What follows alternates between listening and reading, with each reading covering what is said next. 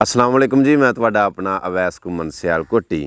अज 12 जून सन 2023 ते दिन सोमवार दा। अज जुलकादत दी 22 तारीख हो गई है तो जेठ दी अज 30 है।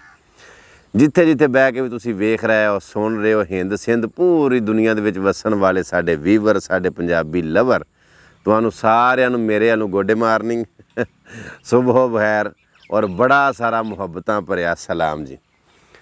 अज दी गल है तो निक्की जही है लेकिन अगर कोई ध्यान दे नाल सुन ले तो सारी जिंदगी वास्ते ये छोटी जी गल काफ़ी है।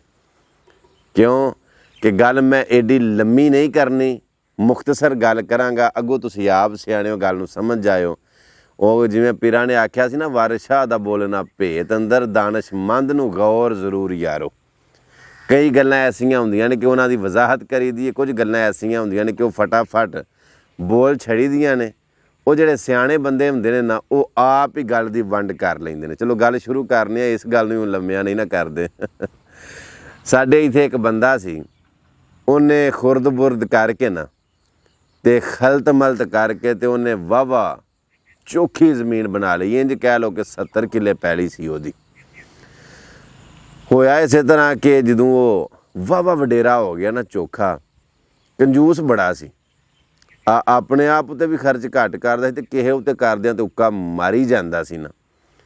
ਜਦੋਂ ਵਡੇਰਾ ਹੋ ਗਿਆ ਨਾ ਵਾਵਾ, ਤੇ ਬੱਚਿਆਂ ਨੇ ਇੱਕ ਦਿਨ ਆਖਿਆ, ਅੱਬਾ ਜੀ ਇੰਜ ਕਰੋ ਬਈ ਉਮਰਾ ਕਰ ਆਓ।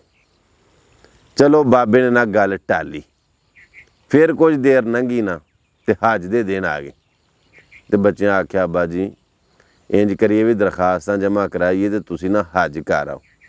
ਬਾਬੇ ਨੇ ਫਿਰ ਗੱਲ ਟਾਲੀ। चलो हज का मौसम सीजन लंघ गया।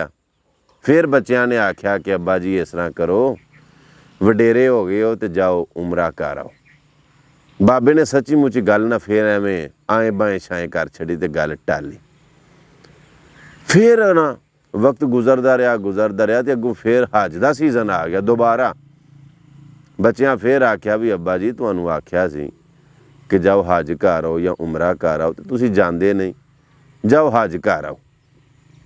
बाबे फिर गल टाली।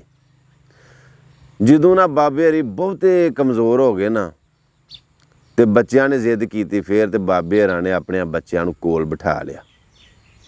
उन्हें आख्या गल सुनो, तुसीं मैनूं आंदे हो ना कि जाके हज कर आ जां उमरा कर आ, तो मैनूं ये भी तो पुछो ना कि बाबा जांदा क्यों ने।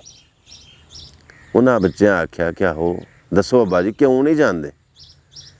उन्हें आख्या पुत्र जे मैनूं हज करन घल दिओ या उमरे वास्ते घल दिओ ना पे, तो पहला फिर एक काम करो, आ 2 किले पैली रख के ना ते बाकी 68 किले जिहड़ी है ना वो फिर जिदी है ना उन्हां वारसां नूं दे दिओ वापस।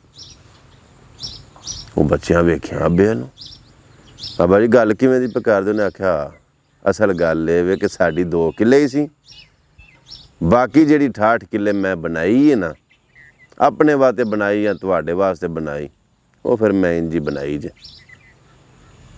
अज लोगों का हक खा के माल खा के लोगों की 68 किले दबा के जे मैं टुर भी जावां तो मैं उत्थे किवें जावां, मेरा ज़मीर ही नहीं मुतमैन हुंदा। अल्लाह की कसम है तुहानूं सच्ची गल हकीकत सुनाई जे। पिछे जो बाबे री पूरे होए ने उंज उन्हां बच्चों का फिर हौसला तो ना पिया। इन्ना जिगरा, इन्नी हिम्मत, एडा कलेजा कि जिहदे कोल आया होवे तो माल वापस दे छड़े, ये भी सारियां च नहीं हुंदा। उंज जिहड़े फिर इंज करदे ने ना उन्हां दा ही ज़मीर मुतमैन हुंदा जे, ते उन्हां दा ही फिर अग्गा सौरदा है। वो यार पता हुंदा अपनियां अपनियां कीतियां दा कि मैं की करदा रहा, किहड़ी किहड़ी फसल बीजदा रहा, ते जो बीजिया मैं यही वड्ढना।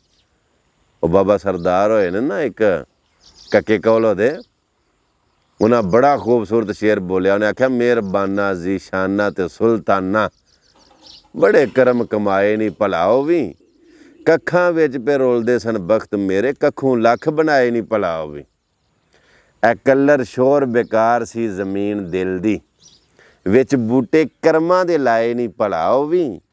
पता सारा सरदार नूं कीतियां दा, परदे ऐबां ते पाए नहीं भलाओ भी। और बाबा जी बंदे नूं पता हुंदा सारियां कीतियां दा, उन्हें परदे पाए ने। दुआ करो रब दी ज़ात परदे बनाई रखे।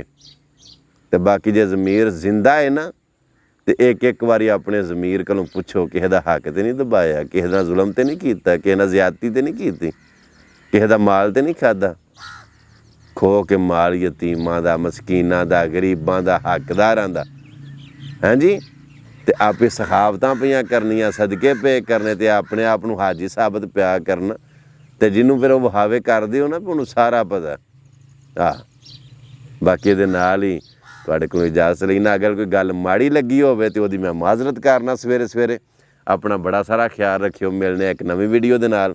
ਅੱਲਾ ਸੁਣਨ ਦੇ ਵਾਲੇ। ਅਸਲਾਮ ਵਾਲੇਕੁਮ ਵਰਹਿਮਤੁਲਾਹ।